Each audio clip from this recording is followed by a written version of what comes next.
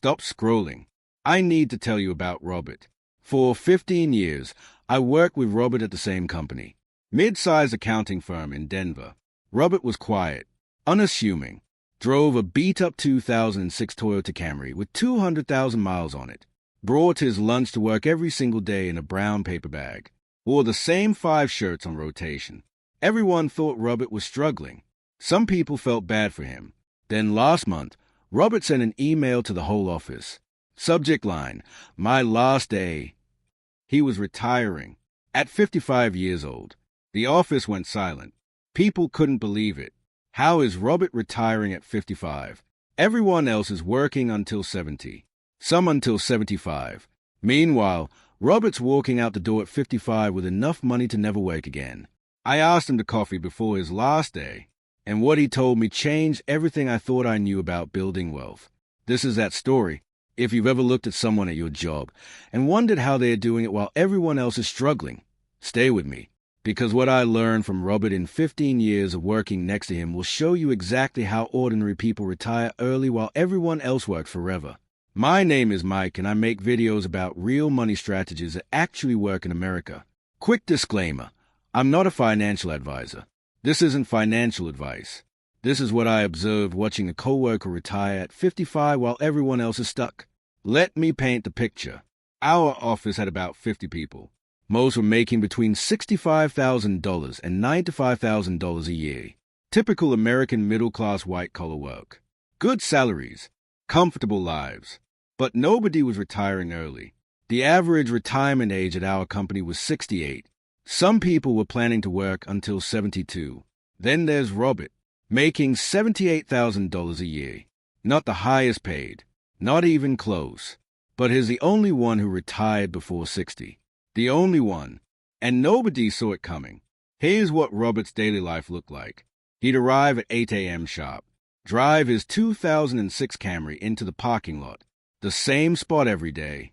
He'd walk in with his brown paper bag, tuna sandwich, apple, crackers, maybe some carrots, every single day, while the rest of us went to Chipotle, Panera, or whatever new restaurant opened nearby. We'd spend $12 to $15 on lunch. Robert spent maybe $3. We all noticed. Some people made jokes. There's Robert with his sad little lunch again. But Robert didn't care. He'd sit at his desk, eat his sandwich, and get back to work. At 5 p.m., Robert left. On the dot. Never stayed late. Never came in early. He worked his 40 hours and went home. The rest of us would stay until 6 p.m. or 7 p.m. trying to look dedicated, trying to get promoted, trying to climb the ladder. Robert wasn't trying to climb anything. He was just working his 40 and leaving. Now pause and hit that like button if you've ever worked with someone like Robert who everyone underestimated. Because what I'm about to show you is why Robert won while everyone else is still grinding. And make sure you subscribe because I'm breaking down the exact habits that lead to early retirement in future videos. Robert drove the same car for the entire 15 years I knew him. That 2006 Camry. He bought it used in 2008 for $9,000 cash. Never had a car payment. Meanwhile, everyone else in the office was leasing or financing. New cars every 3 to 4 years. My coworker Sarah leased a new Honda Accord every 3 years. $380 a month. Over 15 years, she paid $68,400 in lease payments and owned nothing. Robert paid $9,000 once and drove it for 15 years. He told me the Camry had 240,000 miles when he retired. Still running fine. Robert lived in a small 2-bedroom condo about 20 minutes from the office. He bought it in 2005 for $165,000. Put 20% down. 15-year mortgage. By 2020, it was paid off. No mortgage for the last 5 years he worked. Everyone else in the office lived in bigger houses with bigger mortgages. Sarah lived in a beautiful 4-bedroom house. $2,800 a month mortgage. She's 58 now and still paying it. Will be paying until she's 73. Robert had no housing payment from 50 to 55. Saved everything. Robert never went out with us after work. We'd go to happy hour on Fridays. Spend $40 or $50 on drinks and appetizers. Robert went straight home. We invited him every week. He'd politely decline. Thanks, but I've got plans. We thought he was antisocial. Turns out he was choosing his future over fitting in. Robert took one vacation a year. Always drove somewhere. Colorado has amazing national parks. He'd pack his car, drive to Rocky Mountain National Park or Mesa Verde, camp for a week, then come home. Total cost maybe $400. The rest of us took flights to Mexico, Hawaii, Europe. Spent $3,000 to $5,000 per trip. Robert spent $400. Same amount of vacation days. Wildly different costs.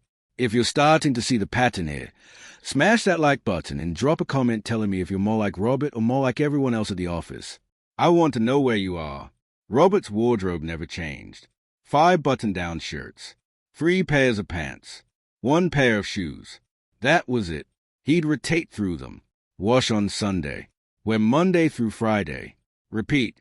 Everyone else wore different outfits every day. Buying clothes from Banana Republic, J.Crew, Nordstrom. Keeping up with trends. Robert didn't care about trends. He wore what worked and moved on. Now here's where it gets interesting. I didn't know any of this was intentional until Robert's last week. We went to coffee and I asked him, Robert, how are you retiring at 55? You make $78,000. Sarah makes $92,000 and she can't retire until 70. What did you do different? Robert pulled out a worn notebook from his bag. He'd been tracking everything since he was 25. 30 years of data. He showed me. Robert's take-home pay was about $4,900 a month after taxes and his 401k contributions. His expenses were $2,100 a month. Rent was $950 until he paid off his condo.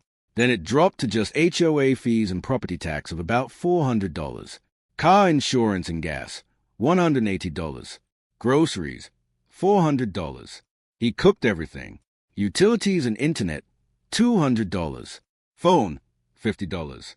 Gym membership, $30. Entertainment, $100.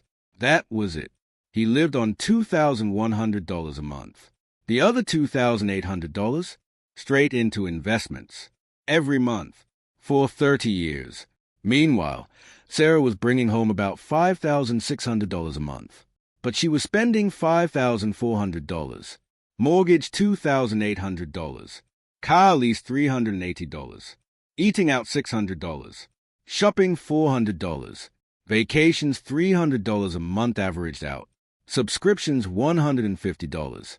She was saving $200 a month.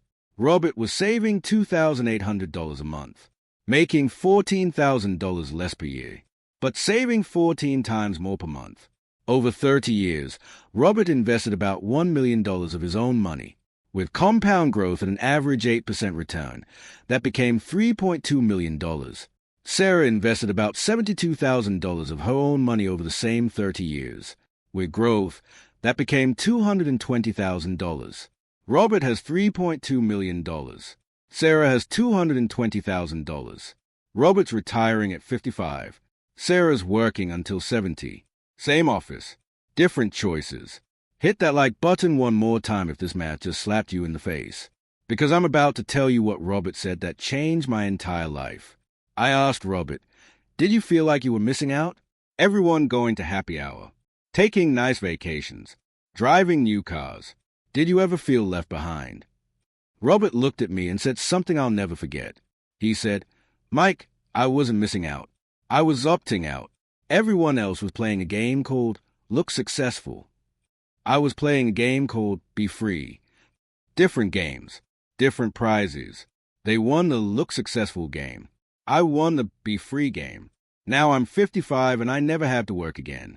They are 55 and trapped for 15 more years. Who really won? That hit me like a truck. Robert didn't sacrifice anything. He chose different prizes.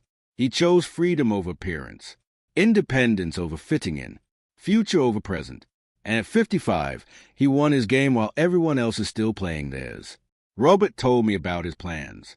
His moving to Portugal for 6 months, then Thailand for 6 months. Then he'll figure out the next year. He said he's been planning this for 30 years. While we were all planning our next vacation, Robert was planning his entire life. He told me, Mike, Most people are so focused on the next 5 years, they forget about the next 50. I focus on the next 50, and now I have them. Comment right now and tell me, are you playing the look successful game or the be free game? Because you can't win both. Robert proved it. Here's what I learned from 15 years of watching Robert.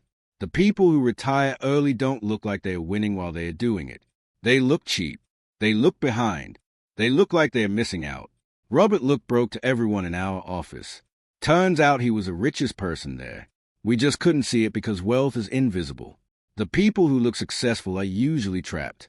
New cars, big houses, nice clothes, expensive vacations, all of it financed by future labor. They look like winners, but they are locked into working forever.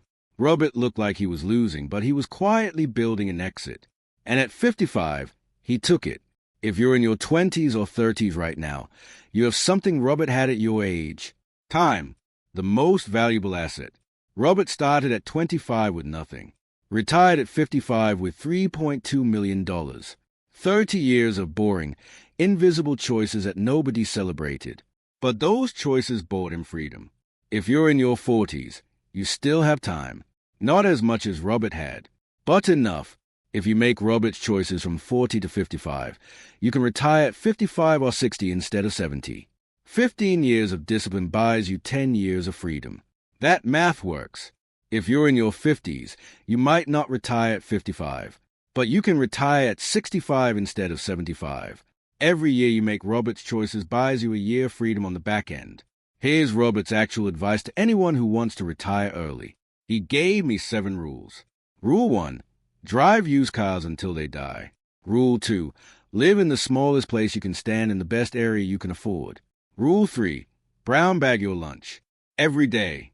No exceptions. Rule 4. Say no to happy hour. Say yes to your future. Rule 5. Take cheap vacations. Your memories aren't tied to your budget. Rule 6. Automate your investing. Never touch it. Ever. Rule 7. Stop caring what your coworkers think about your choices. They are stuck. You're getting out.